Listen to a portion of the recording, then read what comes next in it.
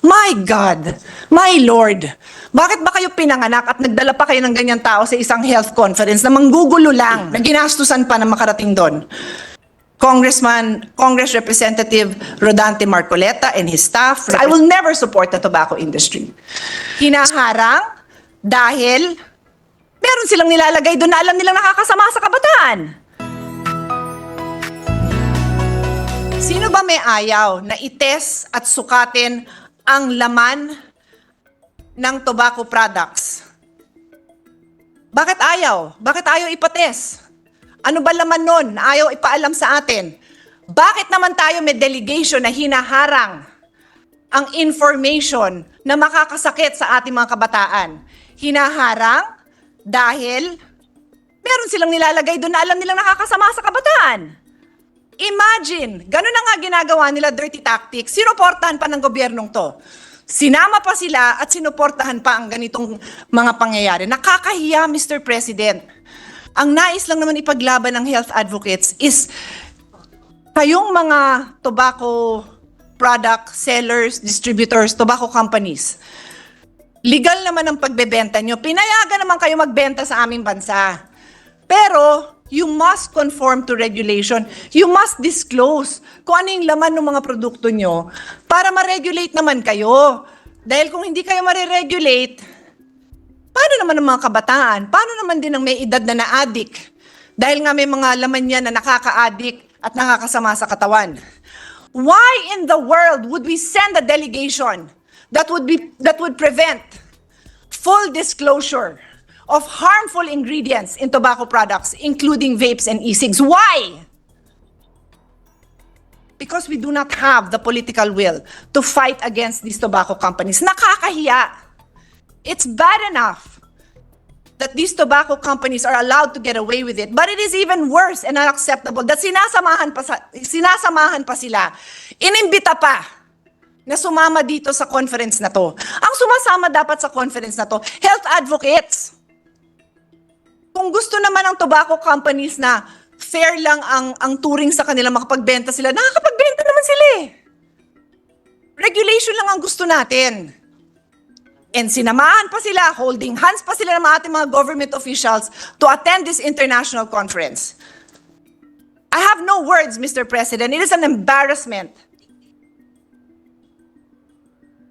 According to the reports, the Philippines proposed a compromise option that further muddled the discussion and caused more delays. My God, my Lord, bakit ba kayo pinanganak at nagdala pa kayo ng ganyan tao sa isang health conference na manggugulo lang?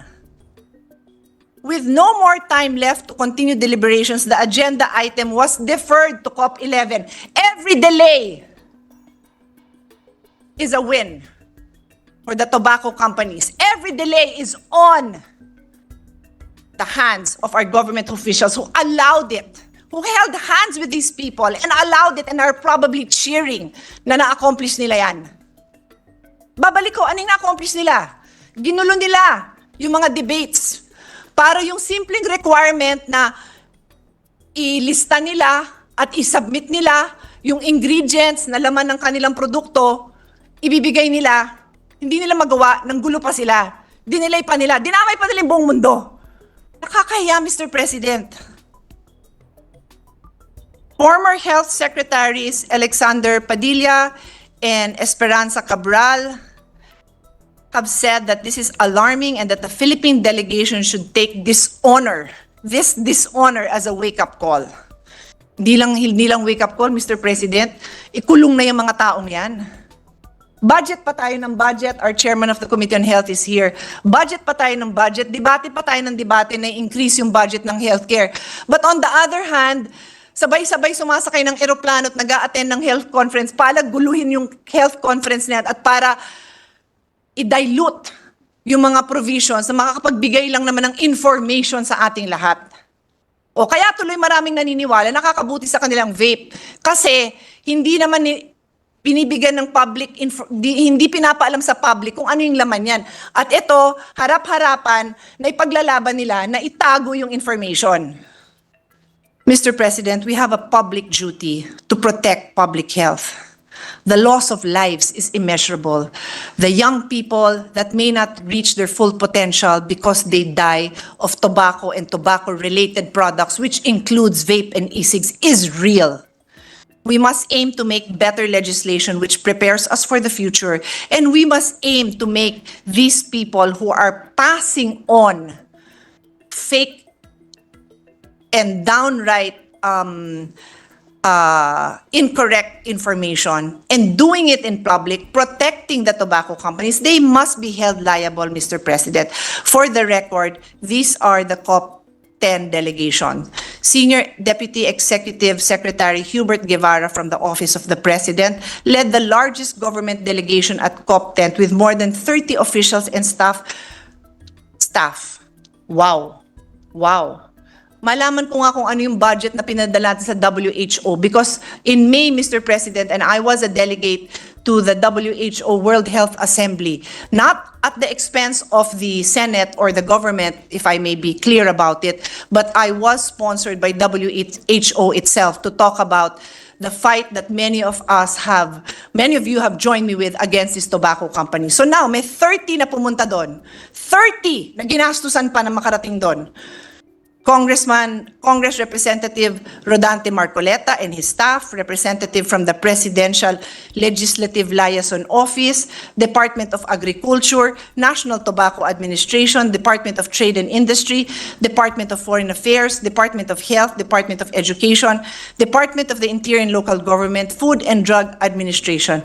In my humble opinion, Mr. President, talagang ang dapat mag-attend yan, Department of Health and Department of Education. Kasi yan ang nangangalaga ng kalusugan natin and kapakanan ng kabataan natin. Sila okay. Kung may isang dadating from the Office of the President, wala naman ho akong problema.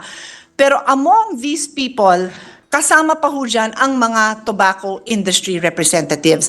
The Philippines sent the largest government delegation to COP10. Wow!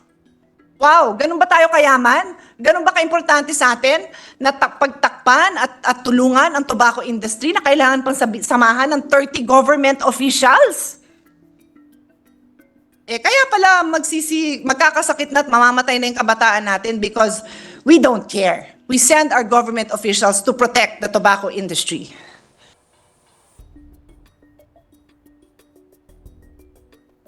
Madami pa akong pwedeng sabihin, Mr. President, but I think I've said the most important issues.